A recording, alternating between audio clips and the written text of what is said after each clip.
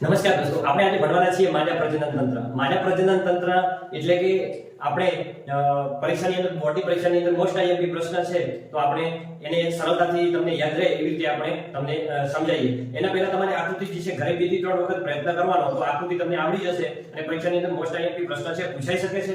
બોર્ડની પરીક્ષાની અંદર તો આપણે ચોક્કસ આને યાદ રાખવાનો પ્રયત્ન કરીશું. જો આની અંદર જે છે તમારે મેઇન કયા ભાગ યાદ રાખવાના છે. આને કહેવાય છે અંડપિંડ કહેવાય. શું કહેવાય? આ સ્ત્રીનું એટલે કે માદા પ્રજનન તંત્ર આને કહેવાય. સ્ત્રીનું પ્રજનન તંત્રનો એક ભાગ એટલે માદા પ્રજનન તંત્ર. નર પ્રજનન તંત્ર એટલે કે પુરુષનું પ્રજનન તંત્ર આવે છે. બરાબર છે? તો એની અંદર આપણે વાત કરીએ તો સ્ત્રીની અંદર આ રીતે પ્રજનન તંત્ર હોય છે, એની અંદર આ અંડપિંડ હોય છે.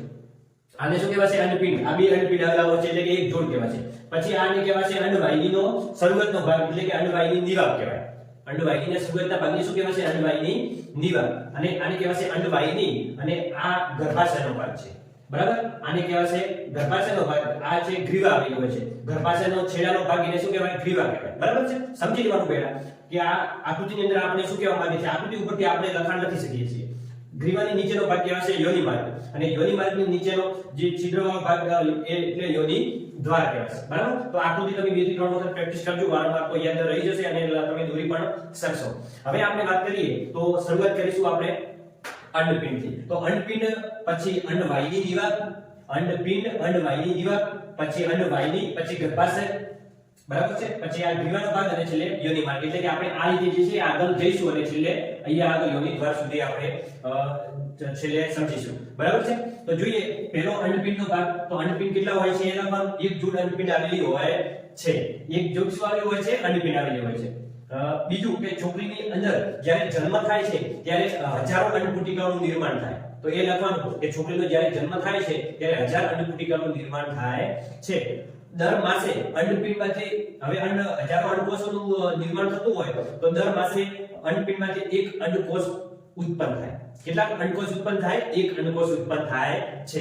હવે અંડપિંડની અંદર ખાલી આપણે પહેલા અંડપિંડની જ વાત કરીએ છીએ. અંડપિંડની અંદર બે અંતઃસ્રાવના નામ પર પરીક્ષાની અંદર ઘણીવાર વિકલ્પની અંદર પણ પૂછાય છે અને આપણે આ પ્રશ્ન હોય તો એમાં પણ લખવા થાય. બે અંતઃસ્રાવના નામ ખાસ યાદ રાખવાના, પ્રોજેસ્ટેરોન અને ઇસ્ટ્રોજન.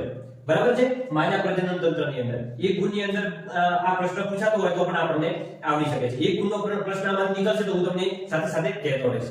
હવે આગળ આ વાત કરીએ આપણે અંડપિંડની. અંડપિંડ વિશે આટલું લખી શકો તમે. અહીંયા 4 પોઈન્ટ જે છે આપેલા છે એ તમારે લખી દેવાના. બરાબર છે? સાથે સાથે તમે નોટ કરી લેજો. એકદમ ટૂંકા અને સરળતાથી યાદ રહેવા છે. એના પછી અંડવાહિની નિવાક.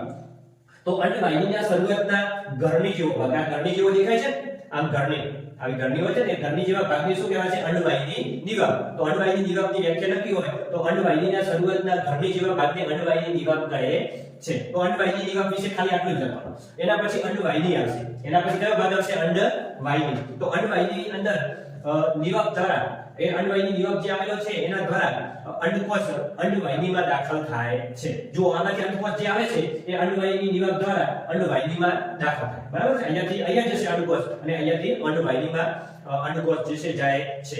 અંડવાહિનીમાં અંડવાહિનીમાંથી અંડકોષ જે હોય છે પછી ક્યાં જશે? ગર્ભાશયમાં જાય. હવે ગર્ભાશયમાં જાય છે અંડકોષ, જ્યારે કોઈ પણ પ્રકારની ફલનની પ્રક્રિયા ન થાય તો, પરંતુ જો આગળ આપણે જોઈએ કે એની અંદર જો કોઈ શુક્રકોષ આવી ગયો, બરાબર છે?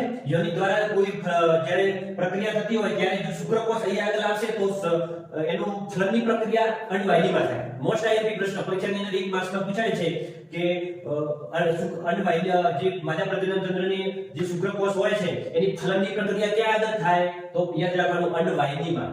ક્યાં આગળ થાય? અંડવાહિનીમાં. હવે અહીંયા આગળ ફલનની પ્રક્રિયા થઈ અને અહીંયા આગળ જે હોય છે આગળ કઈ રીતે પ્રક્રિયા થાય છે એ આપણે જોઈએ. તો અંડવાહિનીમાં અંડકોષ શુક્રકોષ દ્વારા શું થાય છે? ફલિત થાય છે. તો અહીંયા આગળ મેં તમને અંડવાહિનીની અંદર ટોપિક સમજાય. જો અંડવાહિની નિવાક દ્વારા અંડકોષ અંડવાહિનીમાં દાખલ થાય છે. પછી અંડવાહિની અંડકોષને ગર્ભાશયમાં લઈ જાય છે. અંડવાહિની અંડકોષને ક્યાં લઈ જાય છે?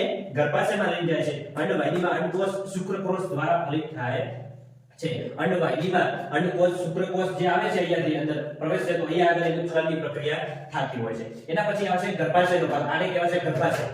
જે માતાના બાળકનો જે છે વિકાસ થતો હોય એ આગળ ગર્ભાશયની અંદર થતો હોય છે. તો ગર્ભાશયમાં બંને તરફની આ જે અંડવાહિનીઓ આવેલી હોય છે એ જોડાઈને નાજુક, શબ્દ યાદ રાખવાના, નાજુક, સ્થિતિસ્થાપક અને નાશપતિ જેવો આકાર. કેવો આકાર? નાશપતિ જેવો આકાર જોવા મળે તેને ગર્ભાશય કહેવાય. એની વ્યાખ્યા યાદ રાખવાનું. બરાબર છે? એના પછી ગ્રીવા.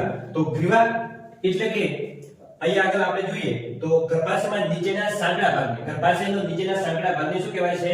ગ્રીવા કહેવાય છે. ગ્રીવાની અંદર કોઈ ખાસ જે છે યાદ આપણે રાખવાનું થતું નથી. અને એના પછી યોનિ માર્ગ.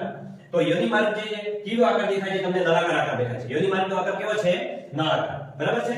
તો યોનિ માર્ગની અંદર નળાકાર રચના જે આપણને જોવા મળે અને યોનિ દ્વાર દ્વારા એ શું થાય છે? બહાર ખુલે છે. તો યોનિ માર્ગની અંદર આપણે યાદ રાખવાનું કે નળાકાર રચના જોવા મળે છે અને યોનિ દ્વાર દ્વારા તે બહાર ખુલે છે. અને યોનિ માર્ગમાં શુક્રકોષ સમાગમ સમય દાખલ થાય છે. સમાગમની પ્રક્રિયા થાય ત્યારે યોનિ માર્ગની અંદર શુક્રકોષો અહીંયા આગળ દાખલ થતા જોવા મળે છે. તો આ તો આપણો માદા પ્રજનન તંત્ર.